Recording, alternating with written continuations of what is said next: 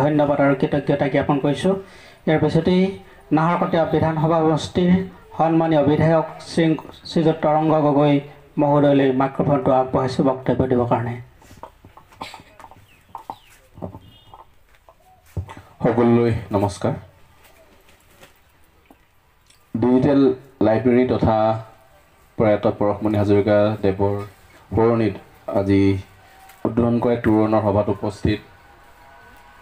নাহৰকটীয়া কলেজৰ অধ্যক্ষ জ্যোতিপ্ৰসাদ ৰাজকুমাৰ ডাঙৰীয়া, উপস্থিত সকলোৱে শ্ৰদ্ধাৰ জয়ন্ত বৰুৱা ডাঙৰীয়া, পীতাম্বৰ টাইৰাই ডাঙৰীয়া, সন্ধিয়া বৌ জীয়াত গগৈ ডাঙৰীয়া, চিকন সোণোৱাল ডাঙৰীয়া প্ৰমুখ কৰি সকলো স্থানীয় ৰাইজ আৰু কৃষ্ণ হাজৰিকা ডাঙৰীয়া, কাৰণ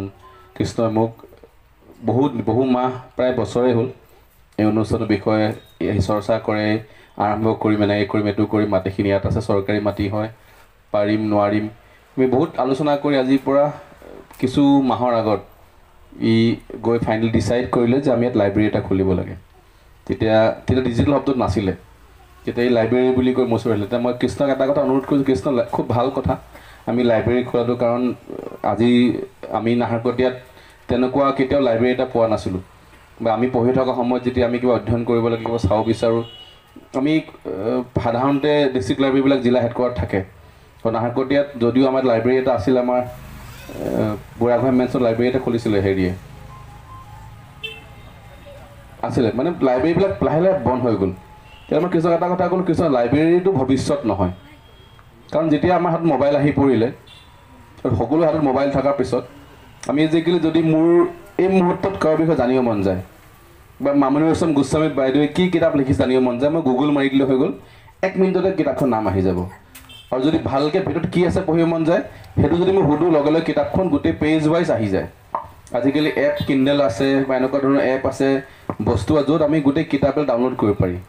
মোবাইলতো বহুত বস্তু হয়, কিন্তু এনেকুৱা এপ আছে বা ডিভাইচ আছে, কিণ্ডেল বুলি কয়, ইমান ডাঙৰ স্ক্ৰীণ থকা, অকল তাত কিতাপ থাকে, কিতাপ আকাৰে পঢ়িব পাৰি। তো এইবিলাক বস্তু অহাৰ পাছত মানুহে লাহে লাহে পকেটত লৈ থাকিব পৰা হ'ল কিতাপবিলাক। এতিয়া যি ল'ৰা ছোৱালীয়ে যদি কাৰোবাক মহাত্মা গান্ধীৰ বিষয়ে জানিব মন যায়, অকল মই গুগলত গৈ বা ChatGPT গৈ মাৰিলে হৈ গ'ল যে হু ইজ মহাত্মা গান্ধী। মহাত্মা গান্ধী বাদ দিয়ক, পৃথিৱীৰ যিকোনো এজন ব্যক্তি, ই লাগিলে আফ্ৰিকাত থাকক, ই কেনিয়াৰ হওক, ই য'ৰ হওক, মই অকল নামটো মাৰি দিলে তেখেতৰ ডেছক্ৰিপশ্যন বা তেখেতৰ বিষয়ে আত্মগাঁথনি আহি যায়। যেতিয়া মই হাততে মোবাইলত পাই যাওঁ, মই কিতাপ বিচৰা, মেইনটেইন কৰা, আপুনি 1 লাখ কিতাপ আমি ৰাখিম, সেই 1 লাখ কিতাপ স্বাভাৱিক এটা সময়ৰ পিছত নষ্ট হৈ যাব, উঁয়ে খাব পাৰে, কাগজ নষ্ট হয়, বা ভাল কোৱালিটি পেপাৰ নহ'লে আমি দেখিছোঁ বেয়া হৈ যায়। তো মেইনটেইন কৰা কষ্ট, কিন্তু ডিজিটেলি যদি কৰা হয় তেতিয়া কম জেগাত কম স্পেচত আমি ধুনীয়াকৈ ৰাখিব পাৰোঁ, আৰু যিসকল পঢ়া মানুহ আহে সেইসকলক ভালকৈ চাব পাৰে আৰু পিছাই ফুৰিব নালাগে। মই সেইকাৰণে তাক এটা আইডিয়া দিছিলোঁ যে আমি ডিজিটেল নামটো লগাই দে, আৰু মই কিছু ধন্যবাদ দিওঁ যে ডিজিটেলি আৰম্ভ কৰাৰ কাৰণে আমি ইয়াত মেনুৱেল ৰাখিব পাৰোঁ, ডিজিটেল ৰাখিব পাৰোঁ। কাৰণ মেনুৱেলি আমি সকলো কিতাপে ৰাখিব নোৱাৰোঁ, কাৰণ বিশ্বত যিমান কিতাপ আছে সকলোকে আনিব পাৰিম জানো ইয়াত? কেতিয়াও নোৱাৰোঁ। তো ডিজিটেলি হৈ গ'লে আমি বিশ্বৰ সকলো কিতাপ ৰাখিব পাৰোঁ ইয়াত, কাৰণ তাত ডিজিটেলি পঢ়িব পাৰিব, অকল ইণ্টাৰনেট লাগিব। আৰু তেনেকৈ আমি কিছুমান ডিভাইচ পঢ়িব আকাৰত পঢ়া জেগাত ৰাখিব লাগে, ৰাখি আমি তাত ৰাখিলে নিশ্চয় যিসকল ছাত্ৰ ছাত্ৰীয়ে অধ্যয়ন কৰে, আৰু সমাজখন কোনফালে গৈছে নাজানো, কিন্তু সঁচাকৈ আজিকালি কিতাপ পঢ়াৰ ধাৰতি কমি গৈছে, বা কিতাপৰ দোকানতো মানুহে কিতাপ বিক্ৰী কমিছে। মই আকৌ কওঁ যে ডিজিটেল হোৱাৰ বাবে আজিকালি মোবাইলতে পঢ়িব পাৰে, কিন্তু আমাৰো কিমান ল'ৰা ছোৱালী মোবাইলত পঢ়ে, বা কিমান মানুহে এতিয়াও মোবাইলত নপঢ়েই। যদি ইয়াত আহিও যদি কোনোবাই পঢ়িব বিচাৰে নিশ্চয় পৰিৱেশ পাব। আৰু নাহৰকটীয়াত যদি কোনোবা ল'ৰা ছোৱালীয়ে UPSC APSC বা যদি কিবা কম্পিটিটিভ এক্সামৰ বিষয়ে অধ্যয়ন কৰিব বিচাৰে, তেনেকুৱা প্লেটফৰ্ম এটা নাই। মই ভাবোঁ এই জেগা যেতিয়া ইমান ধুনীয়া জেগা এটা পোৱা, ৰাস্তাৰ কিনাৰত টাউনৰ মাজত,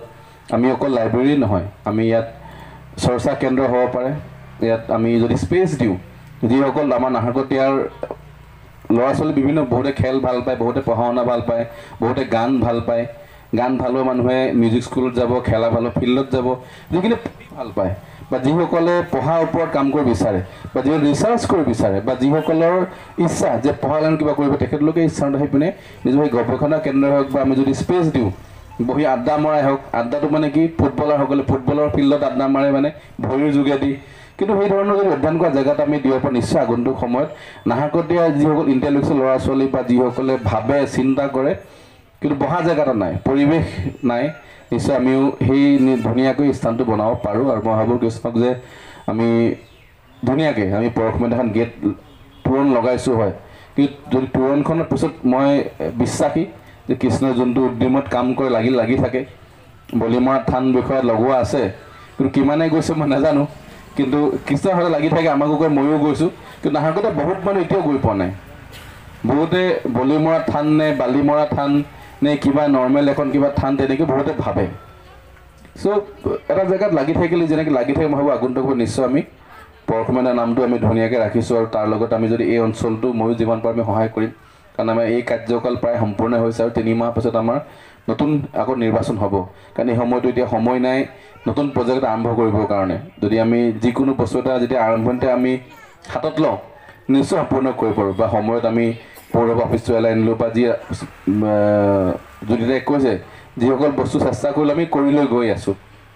নিশ্চয় নাহৰকটীয়া শেষ হৈ যাব নোৱাৰে বা নাহৰকটীয়াখন ৰখি যাব নোৱাৰে। আগন্তুক সময়ত আমি এই অঞ্চলটো অকল লাইব্ৰেৰীয়ে নহয়, আমি এনেকুৱা এটা স্থান নিৰ্মাণ কৰিব যাতে আমি আকৌ কওঁ যে টাউনৰ আমি সৌভাগ্য, টাউনৰ আশে পাশে ইমান ধুনীয়া জেগা এটা পালোঁ, আমি এই জেগাটোত গৱেষণা কেন্দ্ৰ বুলি একজেক্টলি মই নকওঁ, ৰিচাৰ্চটো কৰিব নোৱাৰি, কিন্তু এনেকুৱা এটা স্পেচ বনাব য'ত আমাৰ ভাল ল'ৰা ছোৱালীবিলাক আহি ইয়াত পঢ়া শুনা কৰি ডিছকাছ কৰি, যদি কাৰোবাৰ ঘৰত ল'ৰা ছোৱালী আছে কোনে বিচাৰে যে কিবা ভাল কথা শিকক তই তাত গৈ পঢ়কে যা, তাত আমি আড্ডা হ'ব লাগে। মই ভাবোঁ এইটো আড্ডাত ভাল আড্ডা, য'ত আড্ডাত চৰ্চা হয় ভাল কথা, য'ত আড্ডাত চৰ্চা হয় নাহৰকটীয়া উন্নয়ন, য'ত আড্ডাত চৰ্চা হয় আমাৰ দেশখনৰ উন্নয়ন, য'ত আড্ডাত চৰ্চা হয় অসমখনৰ উন্নয়ন, য'ত চৰ্চা হয় কেনেকৈ পঢ়া শুনা ক'ত ভাল কৰিব লাগে, ক'ত কি কৰিলে আৰু ভাল হয়, ক'ত স্কুলৰ ভাল ক'ত বেয়া হৈছে, যদি সেই ধৰণৰ যদি এটা আড্ডাৰ জেগা আমি কৰিব পাৰোঁ নিশ্চয় সকলো অভিভাৱকে ল'ৰা ছোৱালীবিলাকক তালৈ পঠিয়াব যে যাচোন সন্ধিয়া তাতে এঘণ্টা বহি থাক, 2টা কথা শিকি আহিবি। আৰু তেনেকুৱা জেগা অভাৱ হোৱাৰ কাৰণে আমি সেই ধৰণৰ ইণ্টেলেকচুৱেল ব্ৰেইনবিলাক চাগে নাহৰকটীয়াৰ পৰা উলিয়াব পৰা নাই। আগন্তুক সময়ত যদি চেষ্টা কৰোঁ আমি নিশ্চয় পাৰিম। এইমাত্ৰ মই ঘিনাইৰ পৰা আহিছিলোঁ, অলপ দেৰি হ'ল আহোঁতে, ঘিনাই এখন স্কুললৈ গৈছিলোঁ, তাত ছাত্ৰ ছাত্ৰী লগ পাই অভিভাৱকক কৈছোঁ যে আমি সদায় বেলেগ ধৰণে বক্তব্য ৰাখোঁ, বেলেগ ভাষণ দিওঁ, কিন্তু যেতিয়া এখন স্কুলৰ ল'ৰা ছোৱালীৰ পৰা অলপ বেলেগ ধৰণে কথা ক'ব লাগে। আৰু তেতিয়াহ'লে মই এটা কথা কৈছোঁ যে আমি ভাল মানুহ হ'ব লাগিব, কাৰণ ষ্টেণ্ড কৰিব পাৰে, বহুত ভাল ৰিজাল্ট কেতিয়াবা কৰিব লগা হ'ব পাৰে বা কৰে বহুতে, কিন্তু ভাল ৰিজাল্ট কৰি যদি নিজৰ জেগাডোখৰ পাহৰি যায়, মই তেখেতলোকক কৈছোঁ কি তোমালোকে ঘিনাইৰ ভিতৰৰ পৰা আজি পঢ়া শুনা কৰিছা, যদি ইয়াৰ পৰা বাহিৰলৈ গৈ যদি বেক ঘিনাইখন ঘূৰি নাচায় নিশ্চয় তেখেতলোক মই ভাবোঁ যে স্কুলখনে যি দিলে ৰিটাৰ্ণ গিফ্ট দিয়া নহয়। কেনেকৈ মোৰো মই এটা উদাহৰণ দিছোঁ, আমি বিভিন্ন জেগাত ঘূৰি ফুৰিলোঁ, যোৱাকালি বন্ধু এজনে মোক সুধিছিলে যেতিয়া তেখেতলোক নগাঁৱত সেইফালে গুজৰিটাই কোৱা ধৰণে, তো মই সুধিছোঁ এইবিলাক কেতিয়া কোনে আইডিয়া দিছিলে,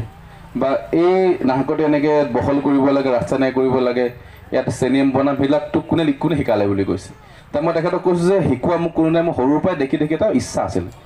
যে জেগাডোখৰ দেখিলে আমাৰ চাইকেলৰ ফচাবলৈ গম পায় যে পাৰ হৈ গ'লে ফোন এটা কৰি কি কৰিব পাৰি, তো সদায় সৰুৰ পৰা টাউনত থকাৰ কাৰণে ইচ্ছা টাউনখন কেনেকৈ ভাল কৰিব পাৰোঁ, টাউন নাহৰকটীয়াখন কি কৰিব পাৰি, যেনেকৈ মই কথাষাৰ ক'লোঁ মনত বহুত ইচ্ছা আৰু বহুত আছে ভৱিষ্যতে কিবা পৰিকল্পনা, সুবিধা পোৱা নাছিলোঁ, যেতিয়া বিধায়ক হ'ল সুবিধা পালোঁ সেইখিনি কাম পৰিকল্পনা আছে আগবঢ়াই গৈ আছোঁ। তো সেই তেনেকুৱা ধৰণৰ কথা, আমি সদায় নিজৰ জেগাডোখৰ ভাল পাব লাগিব, তেতিয়াহে আমি জেগাডোখৰ প্ৰতি কাম কৰিব পাৰিম। কাৰণ আজি কৃষ্ণক মই আকৌ কওঁ যে এই জেগাডোখৰ ভাল পায়, ডেভেলপাৰডোখৰ নাহৰকটীয়া ভাল পায় কাৰণ লাগি আছে কিবা এটা ভাল কৰিবৰ কাৰণে। যদি আমি এই টাউনখনৰ বা নাহৰকটীয়া অঞ্চলৰ মানুহবিলাকে বা নতুন প্ৰজন্মই যদি নিজৰ জেগাডোখৰ ভাল পাব নোৱাৰে, ফাইনেন্সিয়েলি মই ধনী মানুহ হৈ যাব পাৰোঁ, বা মই শিক্ষাৰ ক্ষেত্ৰত বহুত চোকা মানুহ চাইণ্টিষ্ট হৈ যাব পাৰোঁ, কিন্তু মই ক'ৰবাত গৱেষণা কৰি দেশৰ কাৰণে কাম কৰোঁ, কিন্তু জেগাডোখৰ নকৰোঁ, এইটো অলপ লোকেল মানুহ দুখ পায়। মই এটা উদাহৰণ কওঁ, এনেকুৱা বহুত মানুহ পাইছোঁ যেতিয়া মাক দেউতাকৰ ল'ৰাটোৱে আমেৰিকাত চাকৰি পায় খুব ফূৰ্তি কৰে, বা বাহিৰত চাকৰি কৰিলে যে মোৰ ল'ৰা আমেৰিকাত আছে, অঞ্চলৰ মানুহে ভাল পায় বা আমুকৰ ঘৰ প্ৰতি আমেৰিকাত আছে, যে কিন্তু 20 বছৰ ঘূৰি নাহে তেতিয়া দুখ প্ৰকাশ কৰে যে কি লাভ হয় আমেৰিকাত থাকি, 20 বছৰ দেখিয়ে পোৱা নাই, 20 বছৰ খবৰে নাৰাখে, মাক বাপেক ঢুকাই যায় মৰি যায়, কিন্তু ঘৰলৈ ঘূৰিও নাহে, দহাটো নাহে মানুহ মই দেখিছোঁ।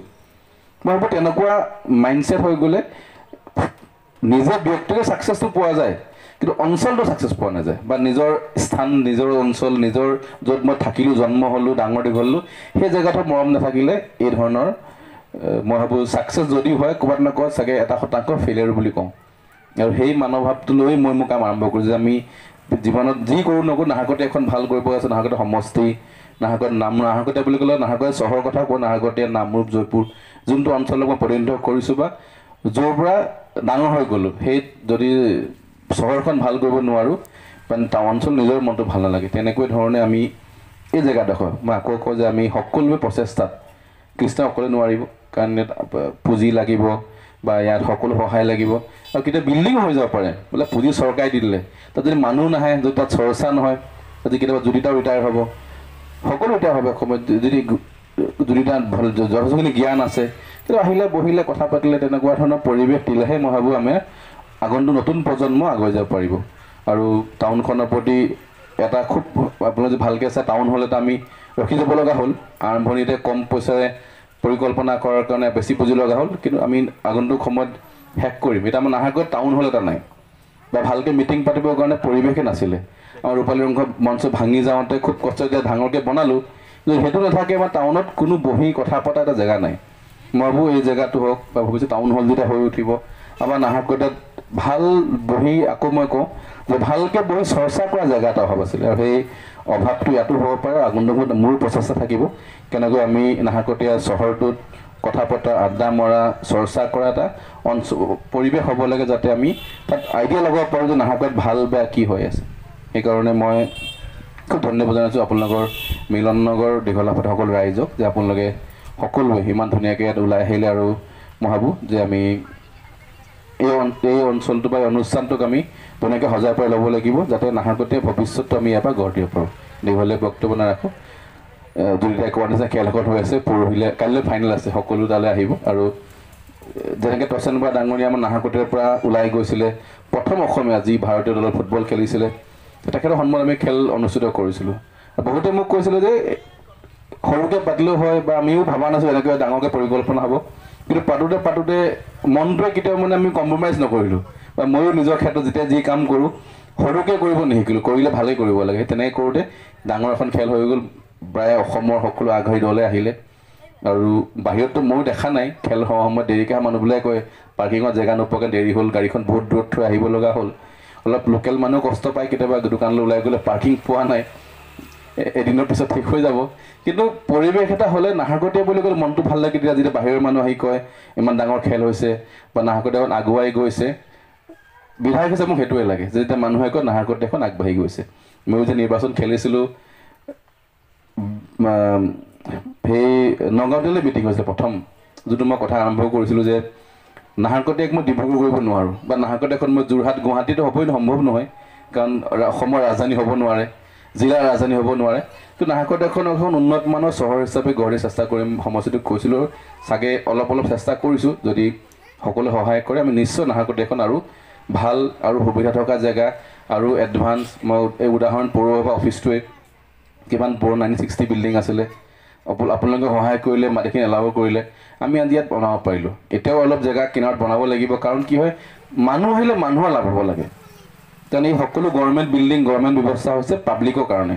কিন্তু যদি পাব্লিকে এটা লাভ সুবিধা ল'ব নোৱাৰে কষ্ট হয় দিগদাৰ হয় সেইকাৰণে লাহে যিমান পাৰোঁ এটাকৈ নাহৰকটীয়াৰ যেতিয়া হায়াৰ ছেকেণ্ডেৰীখন আমি 2 মহলীয়া কৰি আছোঁ ইয়াত সৰহভাগ বহুত বালক মানুহ নাহৰকটীয়া হায়াৰ ছেকেণ্ডেৰীত পঢ়া কিন্তু সেইখন হায়াৰ ছেকেণ্ডেৰী 1939ত ষ্টাব্লিছ আছিলে আৰু কেইবছৰ পিছত এখন ভাঙি শেষ হৈ গ'ল হ'লে কাৰণ ইমান বছৰ কেনেকৈ এখন স্কুল বিল্ডিং টিকিবই নোৱাৰে কিন্তু আমি নতুনকৈ আমি এতিয়া 2 মহলীয়া কৰিব পাৰিলোঁ ট্ৰেফিক জাম হৈছিলে আমি মুখ্যমন্ত্ৰী ডাঙৰীয়াই ফ্লাইঅভাৰ আধাৰহিলা কৰিলে বাৰিষা শেষ হৈছে এতিয়া খৰালিত আমি কাম আৰম্ভ কৰিম তো লাহে এটা খাপকৈ নাহৰকটীয়াখন আমি আগুৱাই লৈ গৈ আছোঁ কিন্তু ৰাইজে সহায় কৰিলে নিশ্চয় আৰু ভাল হ'ব আৰু আশা কৰোঁ যে এই অনুষ্ঠানটো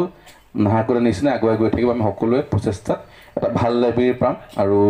সকলো মই ধন্যবাদ জনাওঁ যে পৰশুমেন দা সকলোৰে প্ৰিয় আছিলে আৰু আমাৰ মাজত নাই যদি আমি তোৰণ হওক বা অন্য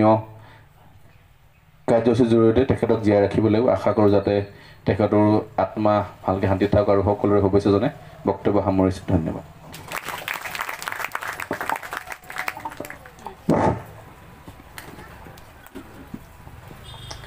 নাহৰকটীয়া বিধানসভা সমষ্টিৰ সন্মানীয় বিধায়ক মহোদয়ে ইমান সুন্দৰভাৱে বক্তব্য প্ৰদান কৰিলে আমাক দিহা পৰামৰ্শ প্ৰদান কৰিলে নাহৰকটীয়া সমষ্টিটোৰ সৰ্বাংগীন উন্নতিৰ কাৰণে অহোপুঘাত প্ৰচেষ্টা কৰি আছে। বহু উন্নয়ন হৈছে। বিধায়ক মহোদয়লৈ আন্তৰিক ধন্যবাদ আৰু কৃতজ্ঞতা জ্ঞাপন কৰিছোঁ।